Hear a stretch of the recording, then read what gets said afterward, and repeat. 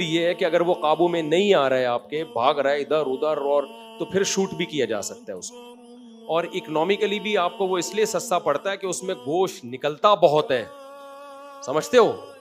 کٹا جو ہے نا، کٹے کو تو بولتے ہی کسی موٹے آدمی کو کٹا تو بولتے ہیں. اونٹ کو ذبح کرنے جا رہے ہیں، اونٹ نے یہاں سے اٹھایا اس کو، ادھر سے اٹھا کے نا لٹکا کے ادھر لے جا کے رکھ دیا. بڑا تمیز کا اونٹ تھا وہ، تو اس کو گولی سے شوٹ کریں، لیکن وہ گولی کا شوٹ سے اگر مر گیا تو حلال نہیں ہوگا. بھائی قربانی سے متعلق کچھ مسائل سن لیں. پہلی بات، بھینس کی قربانی. قربانی واجب ہے، اس پر میں بیان میں آج ڈیٹیل میں بتا چکا ہوں، ٹھیک ہے نا. نمبر 2، گھر کے سربراہ کی طرف سے ہے، سب کی طرف سے ہوگی یا نہیں ہوگی، یہ مسئلہ بھی مدلل بیان کر چکا ہوں. تیسری بات، بھینس کی قربانی بھی آج کل ایک اختلافی مسئلہ ہے. بھینس کی قربانی پر اجماع رہا ہے، اب اختلاف ہو گیا اس میں. پہلے اہل حدیث حضرات بھی اس کو جائز ہی سمجھتے تھے، بلکہ ہم بچپن میں اہل حدیث حضرات سے پوچھتے تھے کہ اگر ہر مسئلہ قرآن و حدیث میں ہونا ضروری ہے تو بھینس کی قربانی کو تم کیوں جائز کہتے ہو؟ بھینس کا تو ذکر ہی نہیں ملتا. تو یہ تو ہم ان کو حجت تمام کرنے کے لیے کہتے تھے کہ ہر مسئلے کا آپ کہتے ہو نا قرآن حدیث میں صراحتاً ذکر ہونا چاہیے. بھائی صراحتاً ہر مسئلے کا ذکر نہیں ہوتا. تو پھر ہم ان سے پوچھتے تھے بچپن میں کہ پھر آپ بھینس کی قربانی کو جائز کیوں کہتے ہو؟ تو وہ نہیں جواب ہوا. اب کیا ہے کہ اب ہم دیکھ رہے ہیں ایسے اہل حدیث ہیں جو کہہ رہے ہیں بھینس کی قربانی جائز نہیں ہے. تو یہ مسئلہ بعد میں چینج ہوا ہے. تو خوب سمجھ لیں، بھینس کی قربانی کو ہم جائز کیوں قرار دیتے ہیں. اس کی وجہ یہ نہیں ہے کہ ہم بھینس کو گائے پر قیاس کرتے ہیں. قربانی کے مسائل توقیفی ہیں، ان میں کسی جانور کو کسی پہ قیاس نہیں کیا جا سکتا. اگر قیاس کو ہم جائز سمجھتے تو ہم ہرن کی قربانی کو بکرے پہ قیاس کر کے جائز کہتے. سمجھتے ہو؟ اور ہم نیل گائے کی قربانی کو اس گائے پر قیاس کرتے کہ دونوں کے گائے بھی کہتے ہیں اور سائز بھی تقریباً ایک جیسا ہوتا ہے، بس ایک میں پھرتیلی زیادہ ہے اور اس میں پھرتیلی کم ہے. تو قیاس تو جب ہوتا ہے، یہ قیاس تھوڑی کیا ہے، یہاں قیاس جائز نہیں ہے، کیونکہ یہ 4 جانور ہیں جن کے اللہ نے ہمیں قربانی کا حکم دیا اور وہ توقیفی ہیں، ان پہ قیاس نہیں ہو سکتا. تو سوال پیدا ہوتا ہے پھر ان 4 میں بھینس تو نہیں ہے. تو اس کا جواب یہ ہے کہ بھینس کو گائے پر قیاس نہیں کیا ہے، گائے کے ساتھ لاحق کیا ہے. لحاق ایک الگ چیز ہے، قیاس ایک الگ چیز ہے. یہ 4 جانور جو جائز ہے نا، یہ کیوں؟ اصل میں 4 چوپائے ہیں جو اہلی ہیں، پالتو ہیں، اور ان میں خاص قسم کے مفاد ہیں. تو اس معنی میں بھینس اور گائے ایک ہی چیز ہیں، اس کے بھی وہی مقاصد ہیں جو گائے کے مقاصد ہوتے ہیں، اور وہ بھی گھریلو ہے، وحشی جانور نہیں ہے.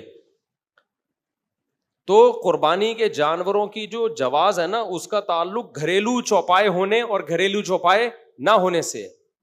اب ہمارے جو اہل حدیث بھائی ہیں وہ کیا کرتے ہیں، ہمیں میڈیکل سائنس کے ثبوت اور عرف پیش کرنا شروع کر دیتے ہیں کہ بھائی دیکھو گائے میں اور بھینس کے ایٹیٹیوڈ میں بڑا فرق ہے. گائے پھرتیلی ہوتی ہے، بھینس سست ہوتی ہے. گائے کے لیے الگ قسم کا موسم چاہیے، بھینس کو الگ قسم کا موسم چاہیے. دونوں کے دودھ کے ٹیسٹ میں فرق ہوتا ہے. اس کا جواب یہ ہے کہ یہ وہ فرق ہے ہی نہیں جو شریعت میں معتبر ہو. یہ وہ فرق نہیں ہے جو شریعت میں معتبر ہو. شریعت میں معتبر فرق جو ہے نا قربانی میں، وہ چوپایا ہونا یا نہ ہونا اور اہلی ہونا یا نہ ہونا. اہلی کا مطلب پالتو. اسی وجہ سے نیل گائے جو ہے نا اس کی کیوں جائز نہیں ہے؟ وہ گائے جیسی تو بہت سی چیزوں میں ہے، لیکن وہ وحشی جانور ہے، پالتو نہیں ہے. ہرن کی قربانی کیوں جائز نہیں ہے؟ اس لیے کہ وہ پالتو جانوروں میں نہیں ہے، وہ جنگلی جانوروں میں آتا ہے. یہی وجہ ہے کہ یوک کی جو قربانی، یاک کہتے ہیں، یوک کہتے ہیں، پتہ نہیں کیا کہتے ہیں اس کو، یاک کی قربانی میں بھی علماء یہی بیان کرتے چلے آئے کہ اگر پالتو ہے، پل جاتا ہے گھروں میں، پلنے والا جانور ہے تو پھر جائز ہے، اگر جنگلی ہے تو جائز نہیں ہے. تو گائے اور بھینس کے جو مفاد ہے نا وہ بالکل سیم ہے. اس کو بھی گھر میں باندھ کے کھلایا جاتا ہے، بھینس کو بھی گھر میں باندھ کے کھلایا جاتا ہے، اور اس سے بھی دودھ حاصل کرنے کے لیے پالا جاتا ہے، اس کو بھی دودھ حاصل کرنے کے لیے پالا جاتا ہے. وہ بھی جگالی کرتی ہے، وہ بھی جگالی کرتی ہے. تو ہم نے ایسا نہیں کیا کہ بھینس کو گائے پر قیاس کی ہے. ہم نے کہا گائے کا جب شریعت نے اجازت دی ہے تو بھینس اس اجازت میں خود بخود داخل ہے. اس کی ایک مثال دیتا ہوں. قرآن کہتا ہے ماں باپ کو اف مت کرو، ہے نا. اب کوئی کہ گالیاں دینا جائز ہے، اور گالیوں کو میں قیاس کر رہا ہوں اف پر. سوری، گالیاں دینا بھی حرام ہے، گالیوں کو میں قیاس کر رہا ہوں اف پر، کہ جب اف کہنا حرام ہے تو اس پر قیاس کر کے میں نے کہا کہ گالیاں دینا بھی کیا ہے، حرام ہے. ہم کہیں گے گالیوں کو اف پر قیاس نہیں کیا جائے گا، گالیاں اف کے حکم میں داخل ہیں، کیونکہ اف سے لفظ اف مراد نہیں ہے. اف کا مطلب ہے تکلیف دینا، تو تکلیف میں گالیاں تو بطریقہ اولا داخل ہوں گے کہ نہیں ہوں گی. تو جب اسلام نے کہا نا یہ 4 جانور ہیں، تو یہ 4 جانور نہیں ہیں، ان جانوروں میں کچھ چیزیں قدرے مشترک ہیں، تو جو بھی ہوگی اس میں وہ یہی 4 میں ہی داخل ہوگا. وہ سمجھتے ہو، چاہے طور طریقوں میں فرق ہی کیوں نہ ہو. اگر طور طریقوں میں فرق سے حکم تبدیل ہونا ہوتا تو پھر گایوں میں بڑا فرق ہوتا ہے. عرب میں جو گائے حلال تھی وہ پنجاب کی گائے ویسی ہے ہی نہیں بھائی. عربوں میں جب قرآن نازل ہوا، گائے ذبح کرنے کا حکم دیا، تو کون سی گائے تھی؟ وہ تو سعودی عرب کی گائے تھی نا، مکہ مدینہ کی گائے تھی. اس کو الگ موسم چاہیے، پنجاب کی گائے کو الگ موسم چاہیے، آسٹریلیا کی گائے کو الگ موسم چاہیے. سب کے دودھوں میں بڑا فرق ہے، سب کے لائف اسٹائل میں بہت فرق ہے. آسٹریلیا کی گائے عرب کی گرمی برداشت ہی نہیں کر سکتی ہے. ہماری بھینس تو برداشت کر لے گی، لیکن آسٹریلیا کی گائے برداشت نہیں کر پائے گی. آسٹریلیا کی گائے میں دودھ زیادہ ہے، گائے کم ہے،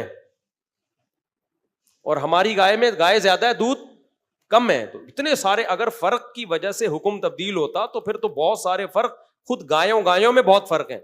آپ گلگت کی گائے کو دیکھو، اتنی سی ہوتی ہے، جتنا مرضی کھلا دو اس سے زیادہ قد نہیں بڑھے گا، جتنا مرضی کھلا لو.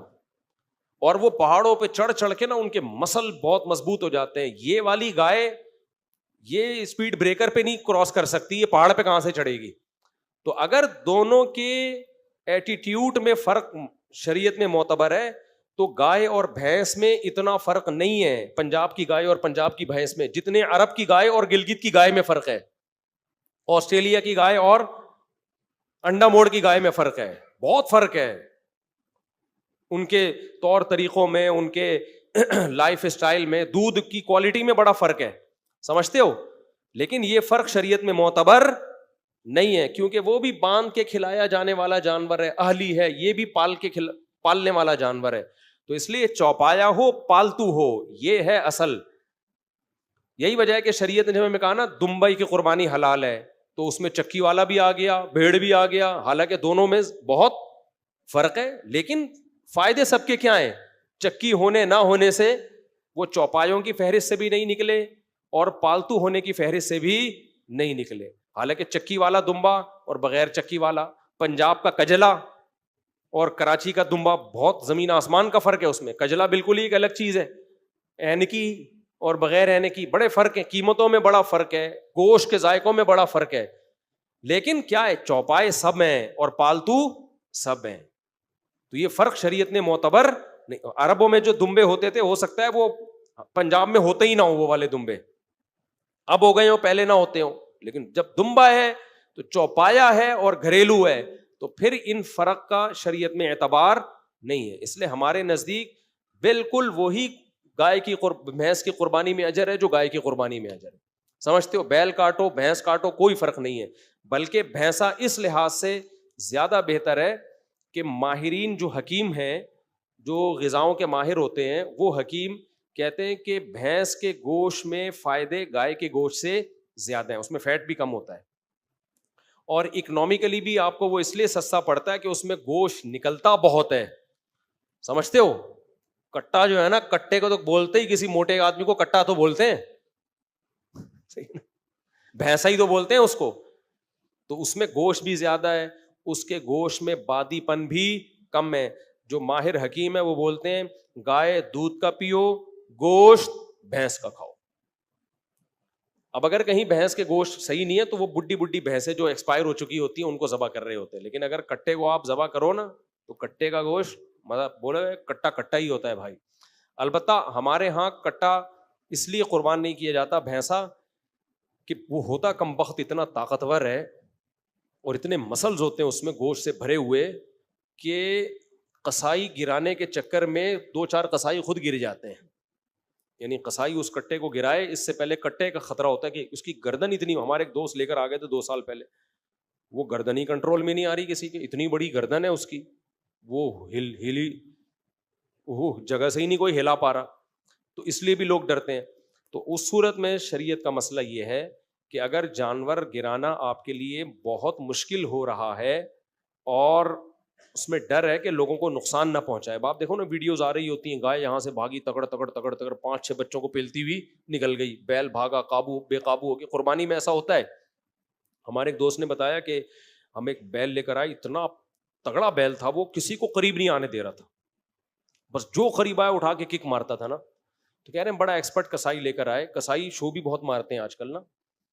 کہہ رہے ہیں ہم نے ان کو بولا کہ بھائی یہ بہت خطرناک بیل ہے, اس کو ذرا احتیاط. اس نے کہا ابے جا, ہم بڑے بڑے بیلوں کو ہم نے گرایا, یہ کس کھیت کی مولی ہے.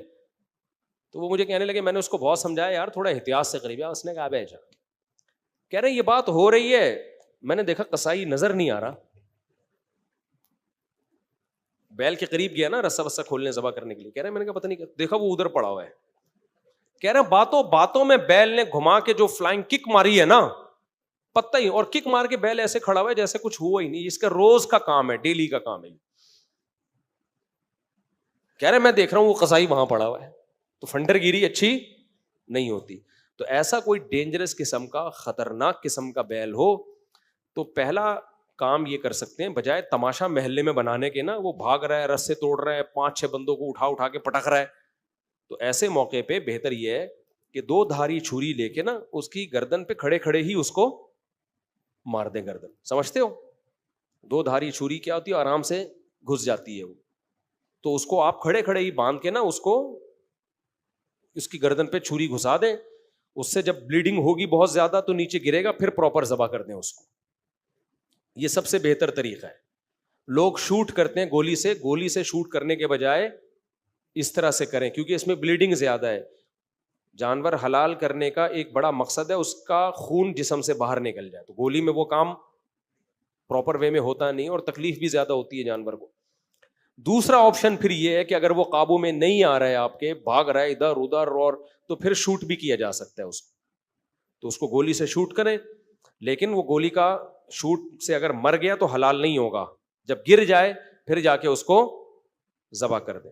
البتہ گولی اگر دھاری دار ہے, دھاری کا مطلب بلیڈ ہے اس کے آگے, تو پھر بسم اللہ اللہ اوپر پڑھ کے اگر آپ نے گولی چلائی اور وہ دھار لگ گئی اس کے اندر, تو بھی گرے گا تو آپ پر ذبح کرنا واجب ہے. لیکن آپ کے پہنچنے سے پہلے اگر مر گیا تو پھر حلال ہے وہ. سمجھتے ہو, تیر کا شکار ہو گیا یا گولی کا ہو گیا, تو گولی اگر نوک والی دھار والی ہے, کلاشن کوف کی یا ٹی کی گولی نوک والی نہیں ہوتی, آگے سے نوک تو ہوتی ہے مگر دھار نہیں ہوتی اس کی, بالکل ایسے سوئی ہو نا, بالکل گھب جائے اس طرح سے, تو پھر حلال ہوگا, ورنہ حلال نہیں ہوگا. تو جانور اگر قابو میں نہیں آ رہا ہے تو پھر اس کو قابو میں لانے کے لیے یہ ہیلا اور طریقہ اختیار کیا جا سکتا ہے. لوگ کہتے ہیں ظلم ہوگا جانور کے اوپر. او بھائی, وہ جو ظلم کر رہا ہے آپ کے اوپر, آپ اس کو قربان کرنے کے لیے لائے تھے اور اس نے گلی محلے کے 5-6 بچے قربان کر دیے. یہ کون سا کوئی ٹانگ لے کے بیٹھا ہوا ہے, کوئی گھٹنا لے کے بیٹھا ہوا ہے. بقرعید میں یہی رپورٹیں آ رہی ہوتی ہیں, پھر یوٹیوب پہ اتنی ویڈیوز آئی ہوئی ہوتی ہیں. وہ ایک تو میں نے دیکھی, اونٹ کو ذبح کرنے جا رہے ہیں, اونٹ نے یہاں سے اٹھایا اس کو, ادھر سے اٹھا کے نا لٹکا کے ادھر لے جا کے رکھ دیا. بڑا تمیز کا اونٹ تھا وہ. میں نے کہ اس اونٹ کو سلام ہے, کچھ بھی نہیں کیا, یوں اٹھایا اس کی اوقات دکھانے کے لیے نا, کہ 2 ٹکے کے آدمی نہیں ہے, تو میرے کو حلال کرنے آیا. یوں اٹھا کے بندہ یہاں رکھ دیا. اب وہ اگر سر سے ہی پکڑ لیتا تو رکھ تو دیتا, رکھ تو پھر بھی دینا تھا, کھانا اونٹ گوشت تھوڑی کھاتا ہے, رکھ دینا تھا. مگر وہ بیچارہ پھر کہیں رکھنے کے قابل رہتا نہیں, اس کو صرف قبر میں ہی رکھا جاتا. وہ تو شکر ہے یہاں سے اٹھایا. تو اتنا یہ اس ٹائپ کی چیزیں ہو رہی ہیں, تو ایسے موقع پہ شریعت کی سہولت سے فائدہ اٹھانا چاہیے. تو ایسا کوئی تگڑا جانور ہے قابو میں نہیں آ رہا تو تماشے نہ بناؤ بھائی. گلی محلے میں لوگوں کی چیزیں ٹوٹ رہی ہیں, پھوٹ رہی ہیں, مر رہے ہیں لوگ, تو پھر تماشا بنتا ہے, دیکھو یہ مسلمان لوگ کیا کر رہے ہیں. تو ایسے موقع پہ اس کا فائدہ اٹھایا جائے کہ شریعت کی گنجائش سے. ایک بات تو یہ ہو گئی.